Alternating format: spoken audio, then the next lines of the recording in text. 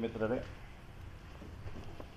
ಸರ್ಕಾರ 2 ವರ್ಷದ ವರ್ಷಾಚರಣೆಯನ್ನು ಮಾಡಲಿಕ್ಕೆ ನಾಳೆ ದಿವಸ ಸಕಲ ರೀತಿಯ ಸನ್ನದ್ಧತೆಯನ್ನು ಮಾಡಿಕೊಂಡಂಥ ಸಂದರ್ಭ. ಒಂದು ಕಡೆ ಇವತ್ತು ದೇಶದಲ್ಲಿ ಯಾವ ರೀತಿಯಾದಂಥ ಪರಿಸ್ಥಿತಿ ಅನ್ನೋದನ್ನು ನಾವು ನೋಡ್ತಾ ಇದ್ದೇವೆ. ಆಪರೇಷನ್ ಸಿಂಧೂರ್ ಮೂಲಕ ಭಾರತೀಯ ಸೇನೆ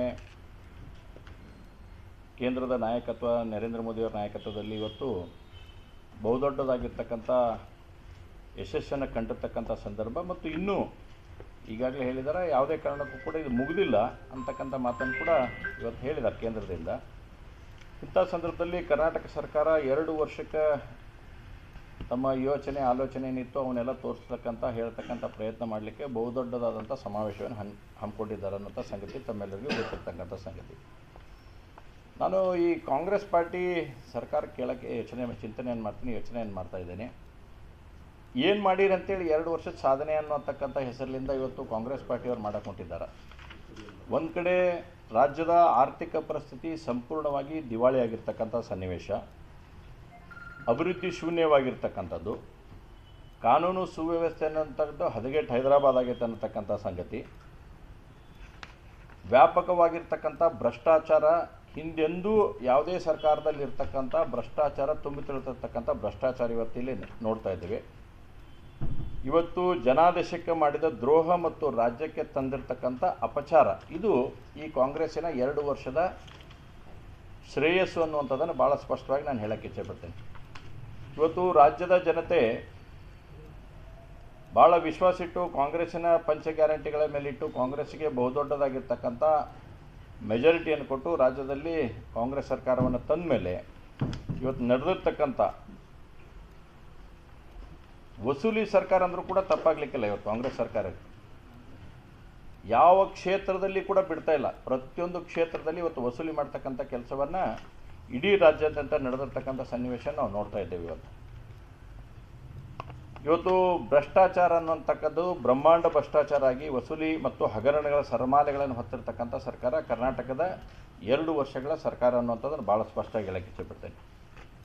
ಇವತ್ತು ಕಾಂಗ್ರೆಸ್ ಸರ್ಕಾರ 2 ವರ್ಷದ ಅವಧಿಯಲ್ಲಿ ನೀವು ಸಾಧಿಸಿದ್ದೇನೆಂದರೆ 60% ಸರ್ಕಾರ ಅಂತಕ್ಕಂಥ ಹೆಸರನ್ನು ಇವತ್ತು ಕಾಂಗ್ರೆಸ್ ಪಾರ್ಟಿ ಗಳಿಸ್ಕೊಂಡಿದ್ದು. ಇವತ್ತು ಎಲ್ಲ ಹಂತದಲ್ಲಿ ಭ್ರಷ್ಟಾಚಾರವನ್ನು ಇಟ್ಕೊಂಡು ಪ್ರತಿ ಟೆಂಡರ್ನಲ್ಲಿ ಕಮಿಷನ್ ದಂಧೆ ನಡೆಸ್ತಕ್ಕಂಥದ್ದು.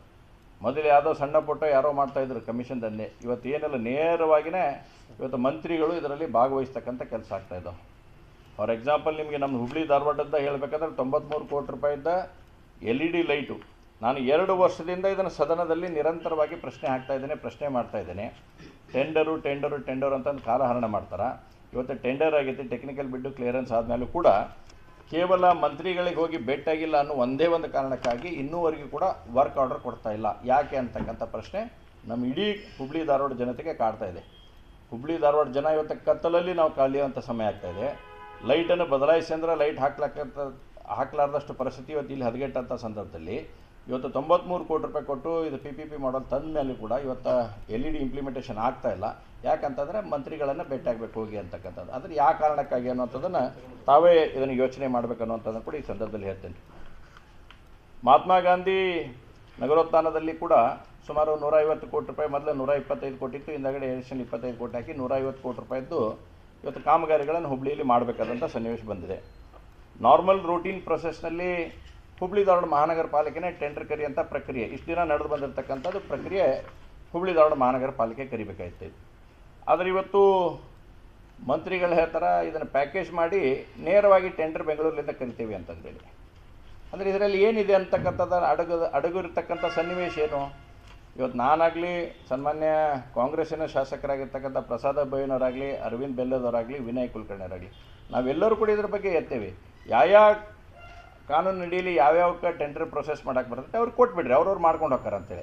ಆದರೆ ಅವನ್ನೆಲ್ಲವನ್ನು ಮೀರಿ ಇವತ್ತು ಕಾಂಗ್ರೆಸ್ಸಿನ ಮಂತ್ರಿಗಳು ನೇರವಾಗಿ ಅವರೇ ಟೆಂಡರ್ ಮಾಡ್ತಕ್ಕಂಥ ಪ್ರಕ್ರಿಯೆಯಲ್ಲಿ ಅವರೇ ಟೆಂಡರ್ನಲ್ಲಿ ಯೋಚನೆ ಮಾಡುವಂಥದ್ದು ನೋಡಿದರೆ ಇದರಲ್ಲಿ ಯಾವ ರೀತಿಯಾದಂಥ ಭ್ರಷ್ಟಾಚಾರ ಇವತ್ತು ಅಡಗಿದೆ, ಯಾರು ನೇರವಾಗಿ ಇದಕ್ಕೆ ಹೊಣೆಗಾರ ಆಗ್ತಾ ಇದ್ದಾರೆ ಅನ್ನೋಂಥದ್ದು ಮೇಲ್ನೋಟಕ್ಕೆ ಭಾಳ ಸ್ಪಷ್ಟವಾಗಿ ಎದ್ದು ಕಾಣ್ತಿರ್ತಕ್ಕಂಥ ಸನ್ನಿವೇಶವನ್ನು ಕೂಡ ನಾವು ನೋಡಿದ್ದೇವೆ.